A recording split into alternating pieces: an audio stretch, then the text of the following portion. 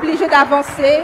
Vous êtes déjà avancé sur le chrono et laissez la parole à monsieur Steve Beko pour arriver à un temps de parole à peu près égal. Monsieur Steve Beko, vous parliez tout à l'heure, vous accusiez le parti au pouvoir de certaines choses, notamment la commission électorale indépendante. Mais la question également qu'on a envie de se poser est de savoir qu'est-ce que les partis d'opposition ont fait pour que cette CEI puisse en arriver là aujourd'hui, celle que vous décriez aujourd'hui. Est-ce que ce n'est pas un laxisme de la part justement des partis d'opposition? Vous savez, madame, les Ivoiriens, en tout cas ceux qui sont arrivés à majorité aujourd'hui, ont grandi dans un pays où il y avait une opposition armée. Et ils ont fini par croire que faire de l'opposition, en fait, ça consiste à prendre des armes. Chers amis, nous sommes toujours avec Steve Beko, donc le représentant du PPAC qui continue à mettre les bretelles au espace sous-traitant du RHDP, donc à la CEI en fait. M. Doumbia Major et le parti de Feu Cabran Apia sont les sous-traitants du RHDP à la CEI. C'est ce qu'il déclare, n'est-ce pas, Steve Beko. Nous allons donc suivre son intervention. Très bien. Et on en revient juste après, en fait, chers amis. Et souvent, on dit aux Ivoiriens, l'opposition ne fait rien. Madame, l'opposition fait beaucoup. Seulement que nous refusons d'être une opposition comme le RDR. L'opposition, son rôle, c'est de dénoncer. Et nous dénonçons. Je vous ai dit tout à l'heure que nous avons saisi officiellement la commission électorale indépendante. Madame, il y a 630 commissions électorales locales. Le RADP en préside 600. Est-ce que vous réalisez ce vers quoi nous allons? Madame, vous savez, Doumbia Major, il représente l'opposition à la CEI. Doumbia Major. Le parti de Feu Cabran Apia, paix à son âme, représente l'opposition à la CEI. Et quand je pose la question, peut-être que l'honorable nous expliquera comment ils ont atterri là-bas, parce que ces partis n'ont aucune représentativité nationale, ils n'ont aucun élu. Par quel mécanisme ils en arrivent à représenter l'opposition au sein de la CEI? Mais en fait, quelle question? J'aime bien ce terme-là. Ce sont des partis d'opposition qui sous-traitent leur vote au parti au pouvoir pour élire les commissaires électoraux locaux. Scandale. Parce que lorsqu'on se retrouve dans les commissions électorales locales, les présidents sont élus. En principe, l'opposition a une majorité mécanique, elle devrait l'emporter. Comment se fait-il que c'est le RADP qui rate toutes les commissions électorales locales? Parce qu'en fait, Doumbia Major, il est RADP, il vote pour le RADP. Le parti de Cabran Apia, souvent il arrive même que c'est le RADP qui désigne le représentant de Cabran Apia dans les commissions électorales locales. Donc, madame, nous continuons de dénoncer et nous espérons que les uns et les autres seront animés par la sagesse. Comme je suis très en retard, je voudrais dire que je regrette que l'honorable dise qu'il n'est pas assez outillé pour aborder les questions économiques. Je ne suis pas moi-même économique, mais quand on vient parler au nom d'un parti, surtout qu'on vient de voter la loi des finances, il est bon qu'on sache, qu'on puisse, parce que ça fait que le débat n'est pas intéressant. Voilà. Sur les questions économiques, madame, nous sommes en déficit budgétaire. C'est-à-dire que la Côte d'Ivoire est aujourd'hui en déficit budgétaire. Et pourtant, on nous a vendu la chef de l'État comme le plus grand économiste qui a relevé l'économie du Japon, je ne sais pas de quel autre pays. Depuis qu'il est au pouvoir, madame, nous avons un déficit budgétaire. La pression fiscale aujourd'hui en Côte d'Ivoire est au moins 16%, la pression fiscale. Et le gouvernement a prévu l'augmenter dans les années à venir. Voici des questions aujourd'hui, madame, qui hypothèquent l'avenir de la Côte d'Ivoire et qui mériteraient qu'on en discute. Malheureusement, l'honorable a dit ne pas être prêt à mener ce débat. J'espère qu'une autre occasion se présentera où le parti au pouvoir nous enverra quelqu'un qui sait de quoi il s'agit. Mais pour parler comme le citoyen lambda, je vais conclure dessus. Toujours dans le respect, s'il vous plaît. Oui, bien sûr. Non, bien sûr, non, ne vous en faites pas. L'honorable, c'est un aîné pour qui j'ai beaucoup de respect. Et j'apprécie son honnêteté qui est de dire qu'il n'est pas assez outillé pour aborder la question. Ce n'est pas ce que j'ai dit. La question au départ, la Côte d'Ivoire est-elle en danger pour 2025?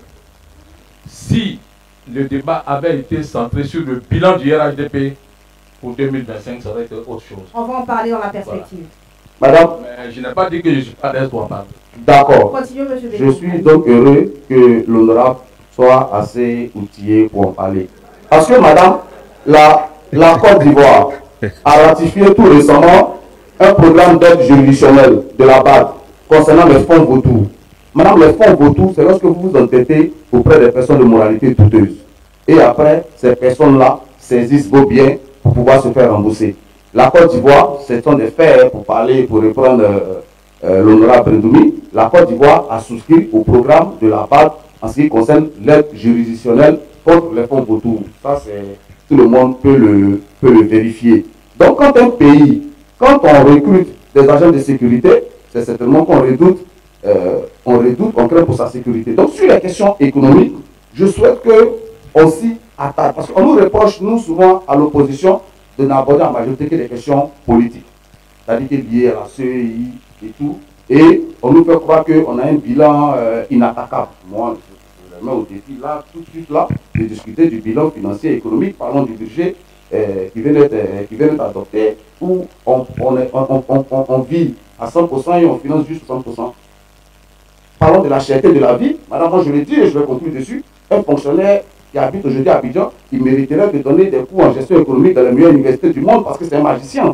Comment il fait pour s'en sortir à Abidjan avec la cherté de la vie actuelle? Comment il fait pour son loyer? Mais tout ça débouche sur quoi? Sur la corruption. Et la corruption, c'est quoi le corollaire? Madame, la Côte d'Ivoire aujourd'hui la plaque tournante du trafic de drogue en Afrique de l'Ouest. La Côte d'Ivoire est la plaque tournante du blanchiment d'argent. Ce sont des faits. La Côte d'Ivoire est la plaque tournante des voitures volées. On a Interpol ici qui arrête des voitures. C'est des faits, n'est-ce pas? La Côte d'Ivoire est la plaque tournante aujourd'hui de tout ce qu'il y a de négatif. Donc, quand on parle de la Côte d'Ivoire, il y a des questions importantes qui sont à régler et le gouvernement actuel a plutôt choisi de s'endetter pour financer son mariage, alors que tout le monde sait que c'est une mauvaise décision de s'endetter sans investir. Donc, madame, en 15 ans, le RADP a été incapable de structurellement changer notre économie, parce que quand on s'endette, on doit produire de la richesse, et c'est la richesse produite qui permet de faire face à la dette.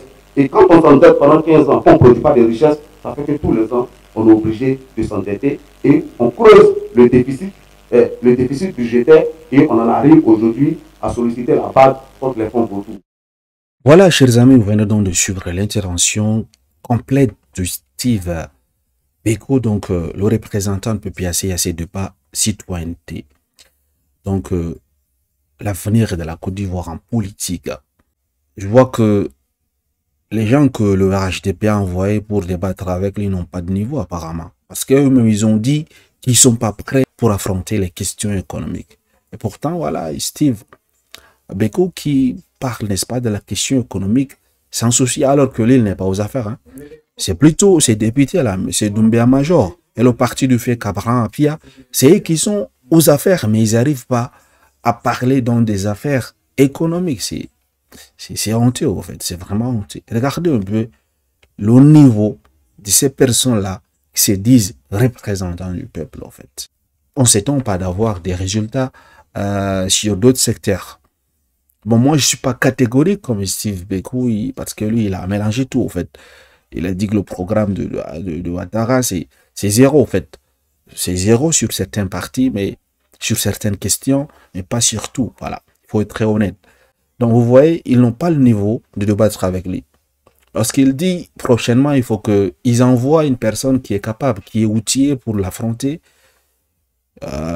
Les journalistes se disent non, il ne faut pas insulter. Moi, je ne vois pas les injures ici. Parce qu'il a été honnête. Pour débattre avec une personne qui n'est pas outillée, ça ne sert absolument à rien. Lorsqu'il fait sortir des chiffres, le déficit, par exemple, budgétaire, ça ne fait qu'augmenter depuis 15 ans. Depuis qu'Alassane Ouattara a le RHDP au pouvoir. Ça fait, n'est-ce pas, qu'augmenter, en fait. Lorsqu'il évoque, n'est-ce pas, la pression fiscale, on est au plus ou moins, à minimum à 16%, en fait. Et ça va augmenter dans les années à venir. La cherté de la vie, en fait. Qu'est-ce qui a causé tout cela? Corruption, toutes ces choses, tout ce que nous voyons. Les ministres détournent des fonds. Il y a ces trafics-là. Dernièrement, la Côte d'Ivoire a été placée, n'est-ce pas, dans la liste grise des trucs là, du gendarme de blanchiment d'argent. Tout ça, ça explique ce qui se passe au fait. Il y a cette maladie. Et un député qui n'arrive pas à discuter de ces questions, moi, je ne vois pas, n'est-ce pas, son importance, en fait. Pourquoi il est venu à ces débats? Pourquoi est-ce qu'il est venu, en fait?